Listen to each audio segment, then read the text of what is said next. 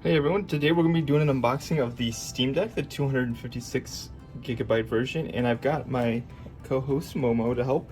I've already opened this box so as to not show off my address and stuff, but the very first thing you get is this attention plug-in power on thing, because I think LiPo batteries can only be charged up to like, I don't know, what is it, like 60% or something while they're in transit, so that's probably what that's about. Oh, yeah, so the 256 gig comes with the case, and obviously that 256 M.2 SSD. So it doesn't come with that fancy anti-glare screen and stuff that the 512 does. But I fixed it, sells it separately, so if you really wanted to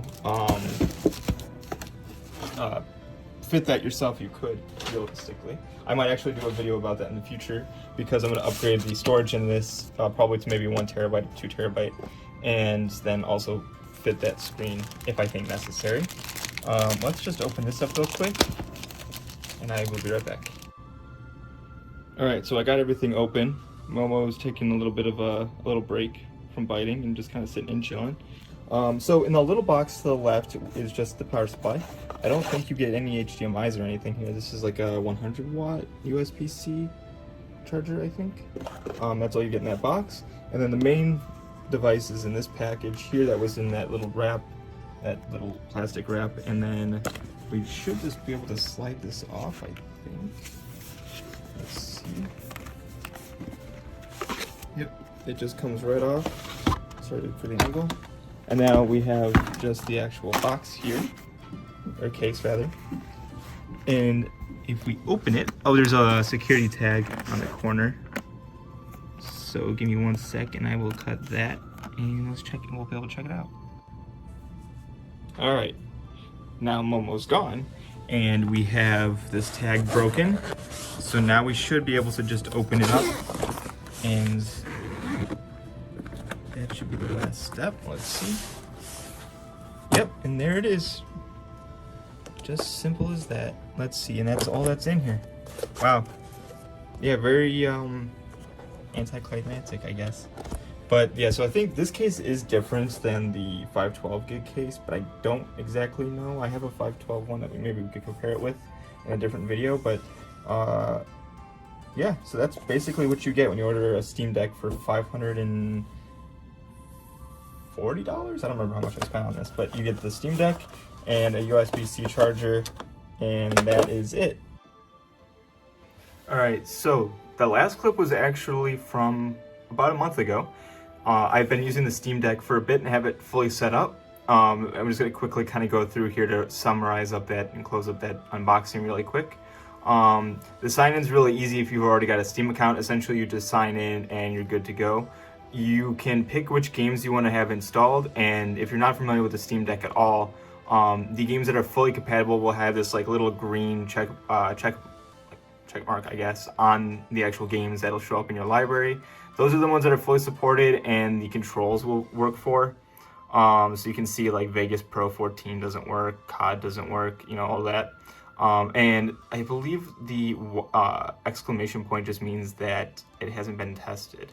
So games like Valheim, RimWorld, Risk of Rain all work pretty flawlessly on the Steam Deck. Also, you can load other games in the desktop mode.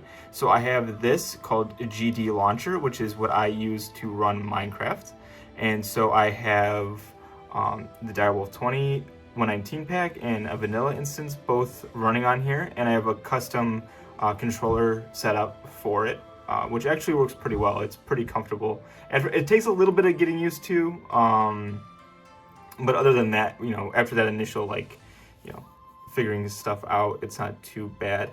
And then so you hit the Steam button, and it brings up like a quick little menu when you're in like the big picture mode.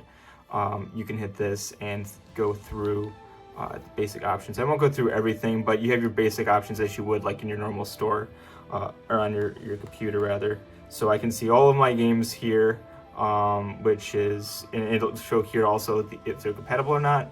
You can go up, check what you've got installed, and I have the 256 gig model as I mentioned previously, but I've also got a 256 gig micro SD, which you can install games and stuff to also. Just note that the speed of the SD card is kind of dependent, I believe. So yeah, so that's that. And the other last thing I'm going to talk about real quick is big picture, or not big picture mode, is the desktop mode. So let me launch that, and I'll be right back.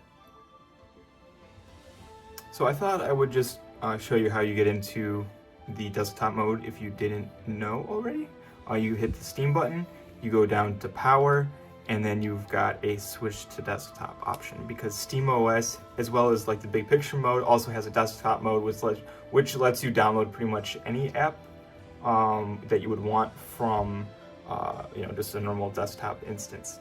So that is handy, and we can, from here, you can use Firefox, you can watch YouTube, all of that essentially from this mode.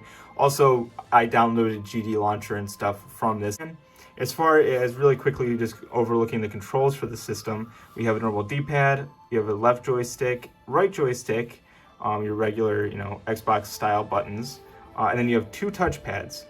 And, most games will natively use the right one is like a mouse pointer, like the desktop mode is. Left can be assigned for whatever. And what's something that's cool is that they've got like haptic feedback. So when you, and this can be all, disabled of course, but if you just hover around on the touchpad, you can feel the motors like vibrating in sync with your movement, which is pretty cool. And then on the back of the device, we have, making sure that there's no obvious serial numbers or anything that I'm going to expose. We have 4 trigger buttons, which I thought like actual like trigger buttons, and then regular L1, L2, R1, R2 type buttons. But I thought these would be kind of overkill on this device, but it really comes in handy, especially if you're trying to custom map controls for a game that doesn't natively support controller. Super handy. And yeah, so that's kind of the basic overview of the device, a very, very high level overview. Like I said, if you want more tutorials or walkthroughs or whatever, I'll be more than happy to do it. But yeah, thanks for watching, and I'll see you in the next video. Peace.